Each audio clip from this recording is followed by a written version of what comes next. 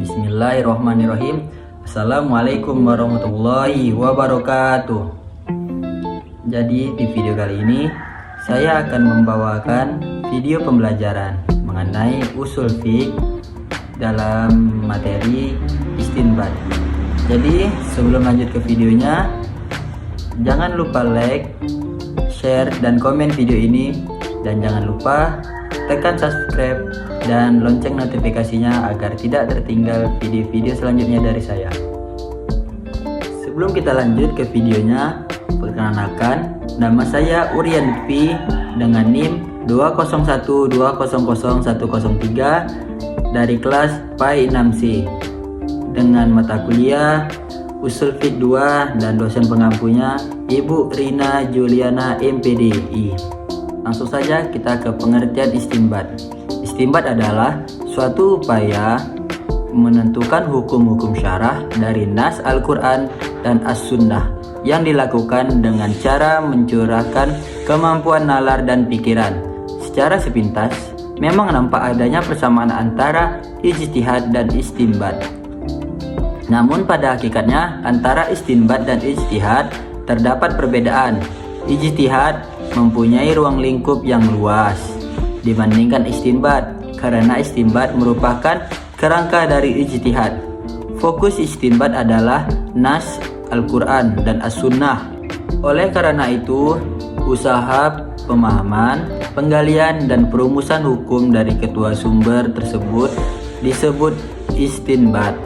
Sedangkan pemahaman, penggalian, dan perumusan hukum yang dilakukan melalui metode kias, istishab, istislah, dan dalil rasional lainnya disebut ijtihad. Selanjutnya yakni objek istinbat. Objek dari istinbat hukum adalah lafaz atau ayat-ayat Al-Quran juga sunnah.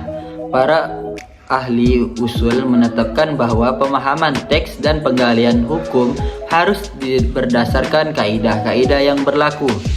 Dalam hal ini, para ahli usul berpegang pada dua hal. Yang pertama, pada petunjuk kebahasaan dan pemahaman kaidah bahasa Arab dari teks tersebut dalam hubungannya dalam Al-Quran dan Sunnah. Yang kedua, pada petunjuk Nabi dalam memahami hukum-hukum Al-Quran dan penjelasan As-Sunnah dalam hukum-hukum Qurani. Selanjutnya macam-macam istinbat. Di antaranya yakni ada 5. Yang pertama, qiyas, istihsan, istishab, urf, dan masalah mursalah. Yakni selanjutnya metode istinbat hukum.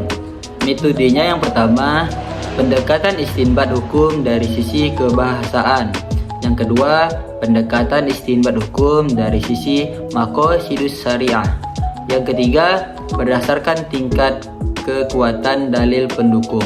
Dan yang terakhir, keempat, yakni berdasarkan tingkat keaslian.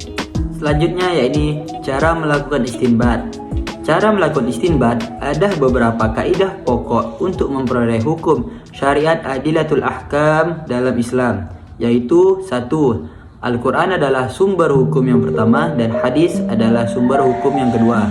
Yang kedua, peristiwa yang sudah ditunjuk hukumnya oleh nas, baik Al-Quran maupun hadis, secara jelas tidak boleh ditetapkan hukumnya berdasarkan pada logika atau ro'yu.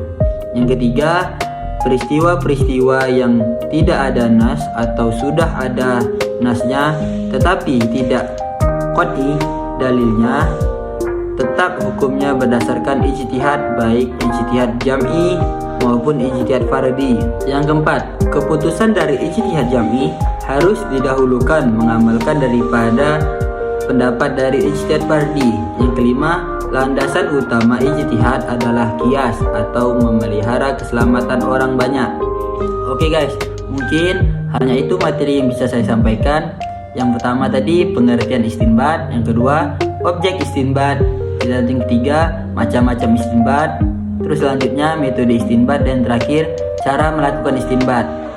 Semoga apa yang sudah saya sampaikan bisa menambah wawasan dan sebagai pembelajaran kita sama-sama. Mungkin kurang dan lebihnya saya mohon maaf. Saya akan mundur diri. Wassalamualaikum warahmatullahi wabarakatuh.